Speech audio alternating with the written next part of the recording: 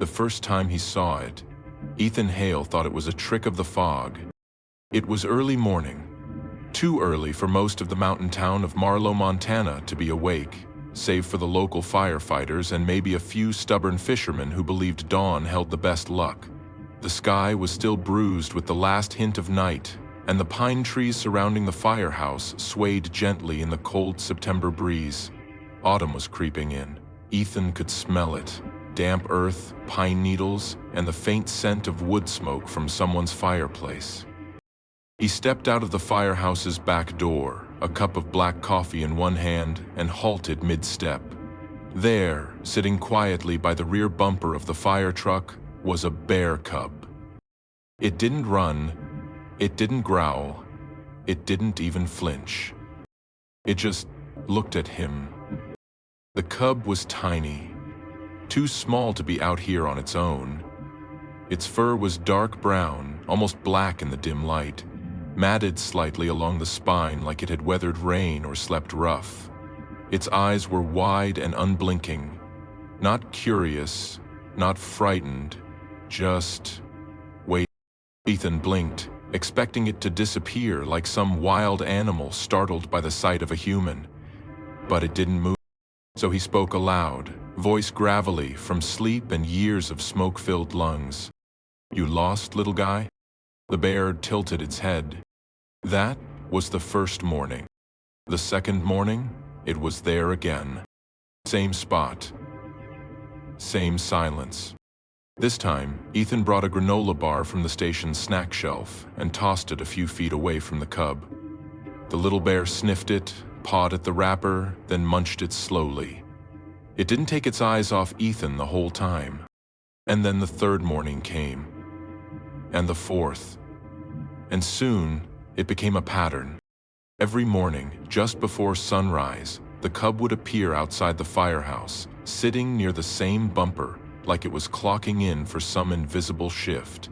It would wait until Ethan came out, accept whatever snack he brought, linger for a bit, and then vanish into the trees behind the station. At first, the other firefighters thought Ethan was joking.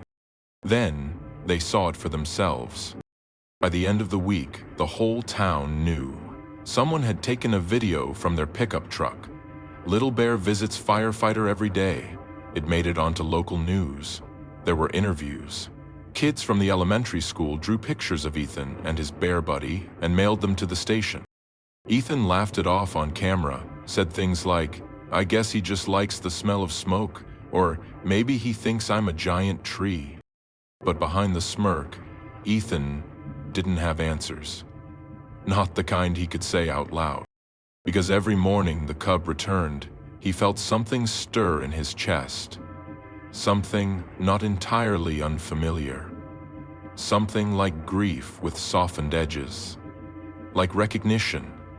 Like the slow unraveling of a memory he wasn't sure he was ready to face. 6 months earlier, there had been a fire. Not a building, not someone's barn. This was a forest fire, the kind that tears across hills like a living thing. Ethan and his crew were dispatched to contain a blaze deep in the woods after a lightning strike sparked a dry patch into chaos. They fought the flames for 2 days straight, no sleep, just heat and adrenaline and smoke in their eyes. That's when he saw her. A mother bear, trapped behind a fallen log, her leg badly injured, fur scorched along her flank. She wasn't aggressive, just tired. Ethan called for animal rescue, but they couldn't arrive in time. He stayed with her. He didn't know why. Something in her eyes had begged him to. Something soft, something final. She passed as the sun rose, her last breath a warm gust against his gloves. He hadn't told anyone. Not really. Not about that moment. It had stayed with him, though, buried deep like ash in a lung. Until now. Because this cub, the one who kept returning, he had those same eyes. One night, Ethan sat alone in the bunk room after the station had gone quiet. He opened his locker, pulled out a box he hadn't touched since the fire, Inside was a photo, slightly water-damaged. A blurry shot someone had taken of him standing next to the fallen tree, the bear behind him in the frame. Her face half-turned, her expression strangely human. He looked from the photo to the window, where the edge of the forest blinked in the dark. It couldn't be. Could it? Could this tiny cub be hers? Could he somehow remember the man who stayed behind? The man who didn't run? The next morning, the cub was there again. This time, when Ethan stepped outside, he didn't bring food. He just knelt down, slowly, hand outstretched. The bear didn't flinch. It walked up to him, leaned its small body against his knee, and let out a low, breathy sound, almost like a sigh. Ethan's throat tightened. "You keep coming back," he whispered. "Why?" But deep down, maybe he already knew. Somewhere in the quiet, in the long shadows between trees and fire, a bond had been forged. Not in blood, not in logic, but in something older, something unspoken. And this little cub? He hadn't come back for the food. He had come back for him. Ethan Hale wasn't the kind of man who let people in easily. Even before the fire, before the whispers of, "He's not the same since the accident," Ethan was known for being steady, dependable, and just a little distant. The sort of firefighter who'd walk into a burning building without blinking, but stumble through a simple thank you from a neighbor offering him pie. He was 38, tall, with the kind of quiet presence that made children look twice and adults lower their voices. But beneath the calm lay years of loss. His wife, Grace, had been everything he wasn't. Warm, open, the kind of person who'd remember your favorite coffee or ask how your mom was doing. She was a school teacher in town. Everyone loved her. Everyone remembered her, especially after the accident. Ethan had been working a late shift. A car ran a red light. That was all it took. The funeral came and went in a blur of handshakes and casseroles.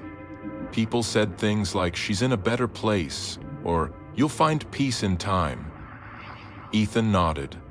He kept showing up to work, kept eating, breathing, but something vital had been scorched away inside him, quietly, like a tree blackened from the inside out. Then came the forest fire. It had been his first major call since Grace died. Part of him hoped it would burn everything numb, that maybe the chaos of it all would drown out the silence. That's when he found her, the mother bear. She was curled beside the trunk of a collapsed tree, smoke rising in tendrils around her. Her leg was twisted unnaturally. Fur was charred and matted. She didn't growl or charge. She just watched him. Ethan remembered lowering his hose, walking slowly, step by step. Her breathing was shallow, her body shaking. They stayed like that for what felt like hours, just watching one another through the haze of ash and falling embers. When she passed, Ethan did something he couldn't explain, not even to himself. He reached out and placed a hand gently on her scorched shoulder. "I'm sorry," he whispered. "I really am." Now, half a year later, he sat on the back steps of the firehouse watching the cub again. It had rained the night before. The cub's fur was wet, slicked down to its small frame. It looked younger than it had at first, maybe 6 months old at best. How it had survived alone this long in the wild was a mystery. Why it had chosen Ethan, even more so. But it wasn't afraid. And strangely, neither was he. Ethan reached down, setting a folded flannel shirt beside the cub. It was an old one, Grace's favorite on him, red plaid, worn soft from years of washes. The cub sniffed it cautiously, then, after a long pause, curled itself into a tight ball on top of it. Ethan didn't move. He just watched, something warm and fragile stirring in his chest. Maybe this was nothing. Maybe it was everything. But in that moment, A man and a cub sat side by side beneath a gray Montana sky. Two survivors, two ghosts in their own right, starting to remember what it meant to feel again. It wasn't just the frequency of the visits, it was how deliberate they felt. The cub never wandered, never explored the dumpsters out back, or the woodshed where Ethan kept extra supplies. He would emerge from the trees and head straight to the back of the firehouse, as if it were marked on some invisible map only he could read, as if he was looking for someone, looking for Ethan. Each visit etched a new line across the hardened surface of Ethan's soul. He had spent years learning how to build walls, some out of duty, some out of grief, but this tiny creature, with its cautious eyes and rain-matted fur, was knocking on the door of something he'd long forgotten how to open. It was instinctive now. Every morning before sunrise, Ethan would step outside with a thermos of coffee in one hand, a folded towel or clean rag in the other. Sometimes he brought bits of fruit or a few slices of leftover cornbread wrapped in foil. The cub would always be there, and it always waited. They didn't touch, not yet, but there was something more intimate in their ritual than contact. It was the silence, the way the cub looked at him, with eyes that were too knowing, too familiar. One afternoon, Ethan pulled a dusty box from the top shelf of his closet. Inside were files, incident reports, photos from wildland fires, fragments of a past he hadn't dared revisit. He found what he was looking for near the bottom, a weathered manila envelope marked BR 117, Willow Creek Fire. He unfolded the photographs inside. Blurry, grainy stills taken from the heat cameras and body cams, but in one he saw her. The mother bear. She was crouched, alert but calm. There was no cub in the image, but Ethan suddenly remembered. There had been cub tracks near the scene, tiny ones nearly washed away by rain. At the time, he'd assumed the cub had fled, or worse, hadn't survived, but he had been wrong before. He studied the photo again, then glanced at the window, and he began to wonder. Later that week, the cub approached closer than ever. Ethan was sitting with his back against the building's siding, letting the evening sun warm his face. He heard the soft crunch of paws on pine needles and turned his head slowly. The cub was only a few feet away. It paused, sniffed the air, then stepped forward and laid its head gently against Ethan's boot. Not for food, not out of fear, out of something else, something deeper. Ethan didn't speak. He couldn't. His throat closed up as a memory surged. The moment in the forest, kneeling beside the mother bear, whispering an apology into the smoke. He had promised her nothing, and yet, here was her answer. Not in words, but in the small, steady breath of the cub against his foot, in the way it stayed, even as the sun dipped behind the trees. That night, Ethan didn't dream of fire. He dreamed of fur brushing against flannel, and the quiet trust of a creature who had lost, and somehow, still chosen to come back. By the third week, the cub wasn't just Ethan's secret anymore. It had started with a few curious glances. Other firefighters stepping outside during morning drills, half expecting the story to be some odd exaggeration. Then, slowly, a pattern emerged that no one could ignore. The cub always came for Ethan, not for anyone else, not even the woman who once tried luring it with an open can of peaches. "He's got a favorite," someone joked. "Nah," said another, "he's got a reason." One morning, a paramedic named Jolene took a photo of Ethan sitting on the station steps with the cub nestled near his boots. She posted it on her Facebook with the caption, "Our firefighter has a fan. Comes every day, not kidding." By noon, the photo had spread like a lightning strike fire, across town, then the state, and eventually across the country.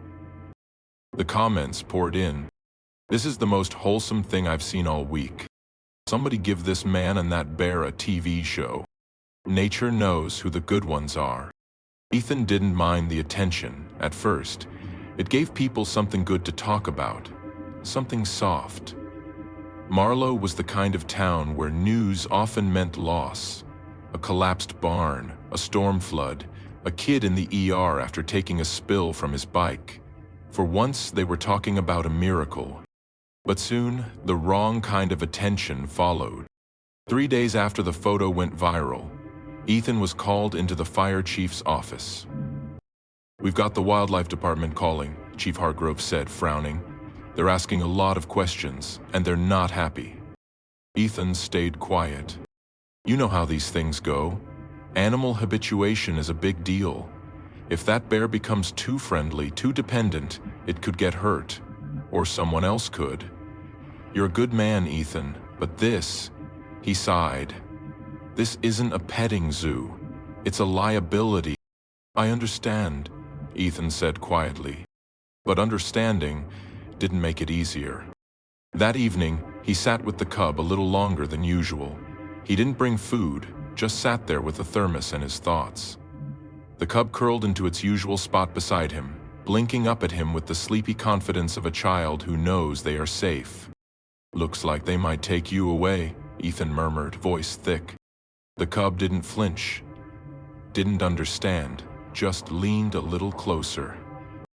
Later that week, a wildlife officer named Derek made an appearance. He was polite, professional, but firm. "It's sweet what you two have," he told Ethan as they stood near the tree line. "But this can't go on. Bears aren't meant to bond with humans. He needs to be wild, not waiting for breakfast at a firehouse." "What if he doesn't want to be wild anymore?" Ethan asked. Derek paused. "Then we have to teach him how to be." The cub's visits continued, but now there was a tension in the air. A ticking clock. Ethan began to wonder, how much longer would he be able to say goodbye on his own terms? And worse, how much of himself would the cub take with it if he couldn't? The morning the cub didn't show up, the air felt wrong. It wasn't the sky, still brushed in soft lavender before dawn, or the scent of pine that clung to Ethan's jacket like it always did. It wasn't even the quiet, though it settled heavier than usual. It was something else, something missing. He waited. 10 minutes, then 20, then an hour. Still no sign. Ethan walked to the back edge of the lot, his boots crunching on gravel damp from last night's rain. He scanned the tree line, the familiar shadowy path where the cub always emerged, leaves rustling with its tiny steps. But there was nothing. No paw prints, no curious brown face. Only emptiness. It wasn't until Jolene burst into the break room, phone in hand, that he found out why. "They took him," she said, breathless. "The wildlife guys came early, must have tracked him. Someone called it in, I guess."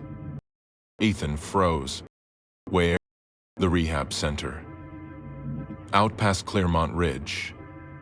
They said it was protocol, preventative relocation." Her voice faded, but the words stayed. Preventative. Like he was the danger. Like the bond they'd built was something to undo. That night, Ethan didn't go home. He stayed behind at the station, lights off, door cracked just enough to let in the moonlight. He stared at the worn flannel shirt still folded on the step, the one the cub used to sleep on. It was damp now, lonely, like the small weight it used to carry had somehow given it meaning. The next morning, Ethan drove to Claremont Ridge. Not as a firefighter, just as a man. The rehab center was nestled deep in a forest clearing, surrounded by tall fences and humming electric lines. It didn't look cruel, just sterile, clinical, a place for protocols, not connections. A staff member recognized him as soon as he asked. "You're the firefighter, right?" she said, with a kind voice but wary eyes. "The one he keeps pacing for?" "Pasting," She nodded. Hasn't eaten. Keeps walking the same circle near the fence, like he's waiting for someone. Her voice softened.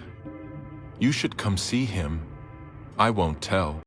The cub was in a spacious enclosure shaded by pine trees and filled with rocks and logs meant to simulate the wild. But he wasn't playing. He was pressed near the far edge, nose twitching, paws muddy, eyes scanning the distance like he was counting seconds. When Ethan stepped closer, the cub froze, then let out a soft, raspy sound, somewhere between a whimper and a question. Hey, little guy, Ethan whispered. His hand gripped the fence, knuckles white. I didn't know. I'm sorry. The cub moved toward him, slow at first, then quicker, stopping just inches from the fence. He pressed his nose against the mesh, paw barely raised. Ethan lowered his forehead to the metal, a breath catching in his throat. You were looking for me too, weren't you? Later that night, Ethan sat in his truck, staring at the rehab center's gates. He wasn't supposed to feel this much. It wasn't logical. It wasn't normal. But neither was that little cub. And if something so wild could choose to trust again, maybe he could too. Maybe, just maybe, this wasn't the end. It was only the beginning of the fight to bring him back. Ethan didn't sleep that night. The image of the cub pressed against the fence haunted him. Those wide eyes full of confusion. The way he circled and circled as if the world had turned upside down. As if something sacred had been taken. Ethan understood that feeling too well. The next morning, he stood outside the firehouse, watching smoke from the valley drift upward in a lazy gray line. It wasn't dangerous, just a brush fire near Claremont Ridge. Controlled, for now, but enough to warrant backup from Marlowe's crew. His phone buzzed. Dispatch. He was being sent to assist. A coincidence. But not really. Fate has its own way of calling people home. When Ethan arrived at the site, the fire was nearly out. The crew from Claremont was already packing up. He didn't waste time pretending to be casual. He walked straight toward the rehab facility, still in full uniform, gear bag slung over one shoulder. The woman from the day before met him at the gate. Back again? He nodded. The cub, is he okay? She hesitated, then glanced toward the side enclosure. He's quieter today. Still not eating. Ethan stepped closer. Can I see him again? Just for a minute? I'm not supposed to. Please. She paused, then slowly unlocked the outer gate. The cub was lying in the corner, head resting on his front paws. He looked smaller now, fragile, like a spark that had dimmed.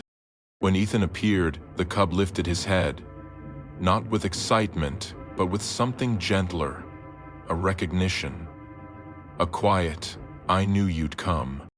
Ethan crouched near the barrier. He didn't speak at first. He just watched.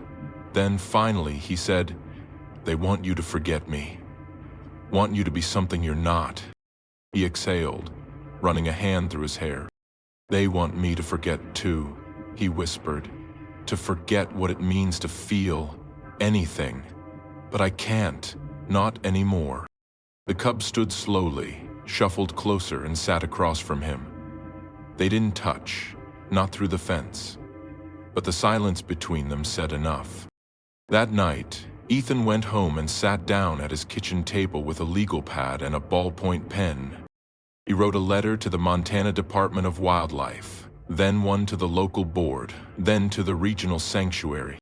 In each, he explained what had happened and why it mattered, not just to the bear, but to him. He cited the pilot programs that allowed for bonded pair rehabilitation. He offered to take training courses, to volunteer time, even to relocate if necessary.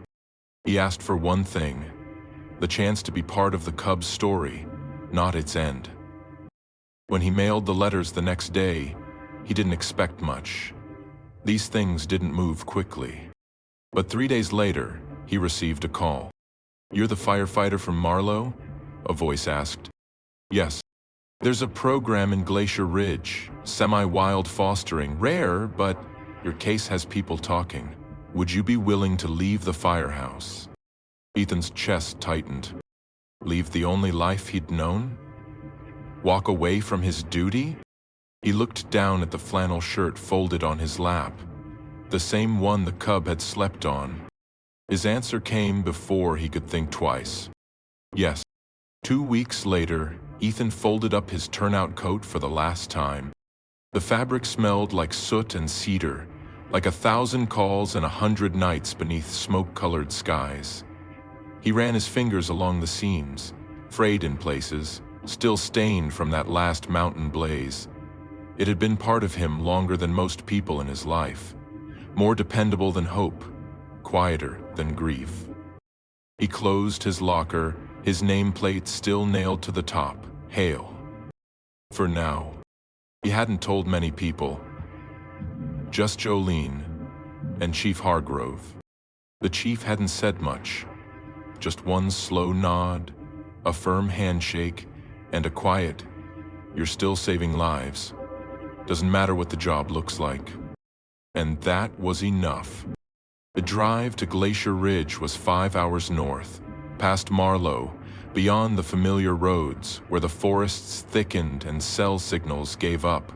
The facility wasn't a zoo. Wasn't quite a sanctuary either. It was something in between. A transition space where animals who had formed unusual bonds with humans could live semi-wild lives under soft supervision. There were vast enclosures, rehabilitative spaces, and human caretakers assigned to each animal. Not to tame them, but to ease their way forward. To help them remember what safety felt like in their own time. Ethan had been accepted into the program under a new title, Wildlife Companion Trainer. A mouthful, but he didn't care what they called it. He was going to see the cub again.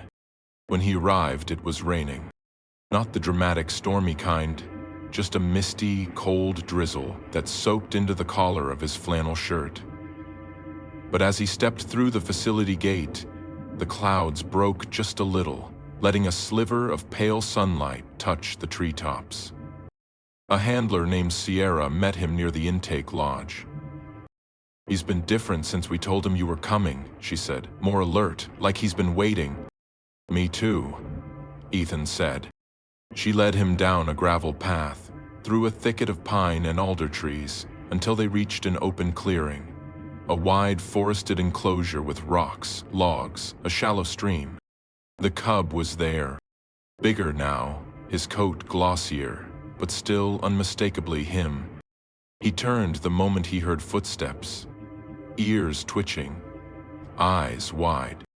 And then he ran, straight toward the gate, straight toward Ethan. There were no fences now, only a soft boundary of trust. Ethan dropped to one knee just as the cub reached him. And this time, for the first time, he didn't stop. He nuzzled straight into Ethan's chest, wrapping his little body around him in a clumsy, beautiful embrace. Ethan closed his eyes and breathed. For the first time in years, he wasn't holding his breath. Later, as the sun dipped low over the treetops, Ethan sat beside the cub on a mossy log. The bear was dozing, head on his lap, utterly at peace. "You came back," Ethan whispered. But deep down, he knew the truth. Neither of them had ever really left. A year passed like a quiet river, slow in some places, rushing in others, but always moving. Life at Glacier Ridge was nothing like Ethan's years in the firehouse. There were no alarms blaring in the middle of the night, no smoke-stained walls, no frantic calls over the radio. But there were rhythms, gentler ones, the rustling of leaves in the early morning, the soft pads of paws on forest floor, the low chuff of the cub's breath as he trotted beside Ethan on his daily walks. They named the cub Ash, a nod to where he came from. Ash grew quickly. His limbs thickened, his coat darkened to a rich coffee brown with streaks of cinnamon along his spine. But what stayed constant was his gaze, that deep, intuitive stillness in his eyes that seemed to ask questions without words. and answer ones Ethan never dared speak aloud. Ash was playful too, curious about everything. He liked to nudge pine cones downhill and chase them like a pup. He'd fish in the shallow stream with surprising patience. And sometimes, when Ethan sat down to write, Ash would press his head into Ethan's side and fall asleep snoring. Ethan started journaling again, something he hadn't done since Grace passed.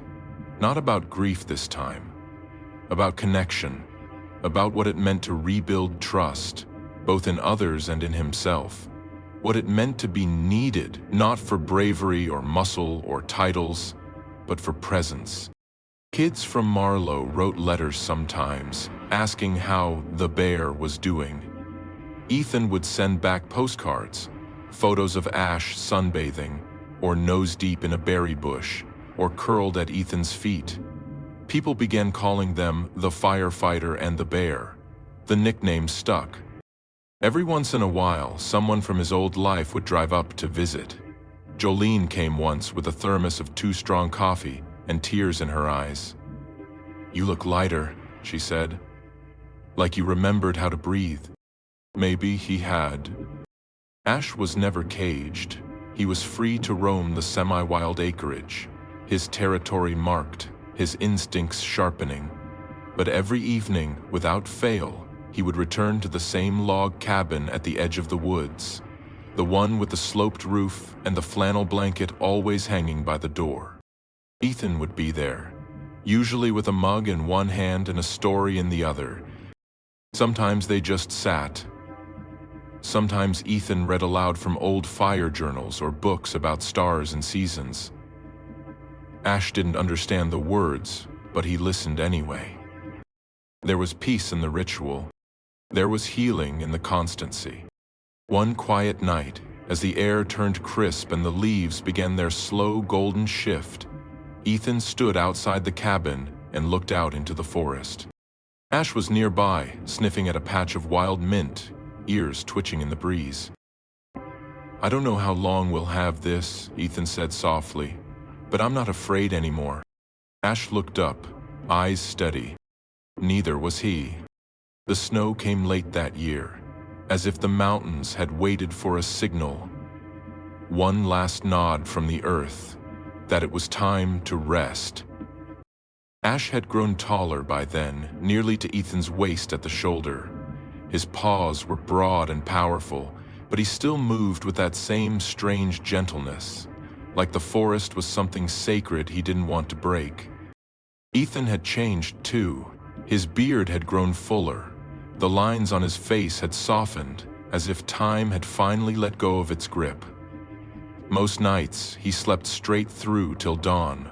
Most mornings, he woke with a kind of quiet he hadn't known since before Grace's passing. Stillness, not emptiness. One frosty morning, Ethan stepped out to find Ash waiting, not curled by the cabin, but standing just a few yards into the trees. His posture was different, alert, watchful. Behind him, a smaller figure emerged from the brush. Another cub. This one was younger, barely old enough to be weaned, its fur dusted with frost, its steps wobbly but determined. It looked up at Ash, then at Ethan, then back again, and then, carefully, it came forward. Ethan didn't move. Ash turned toward him, eyes deep with something almost human, trust, intention, and something else Ethan hadn't expected. Permission. The little one sniffed Ethan's boot, blinked twice, then pressed its tiny head against his shin and let out a soft, squeaky grunt. Ethan dropped to a knee, heart swelling in a way he couldn't contain. "Where did you find him?" he whispered, brushing a finger gently over the cub's damp nose. Ash rumbled low, deep in his chest. It wasn't a warning. It was a greeting. That evening, with snow falling in lazy spirals, the three of them sat beneath the pine canopy. Ethan lit a small fire in the metal pit, the warmth glowing on their faces. Ash rested on one side, the smaller cub curled beside him like a shadow. They were a picture that didn't need words. Some bonds aren't built in moments. They're carved across seasons, through fire and storm and silence. A few weeks later, Ethan received a letter from the Department of Wildlife. They'd reviewed his work, his care logs, the new cub's integration, and they had a question. Would he consider helping with other animals, injured, orphaned, or simply lost? Would he train others in what he'd learned, not from a manual, but from living it? Ethan didn't hesitate. He had found his place. His calling wasn't behind a hose or inside a station. It was here at the edge of the wild, where trust had no words and healing had pause. On the last page of his new journal, Ethan wrote, "Kept coming back, not for food or shelter or warmth. He came back because he remembered something that mattered. And now, so do I." Some of us are forged in fire, but we stay because someone stayed with us.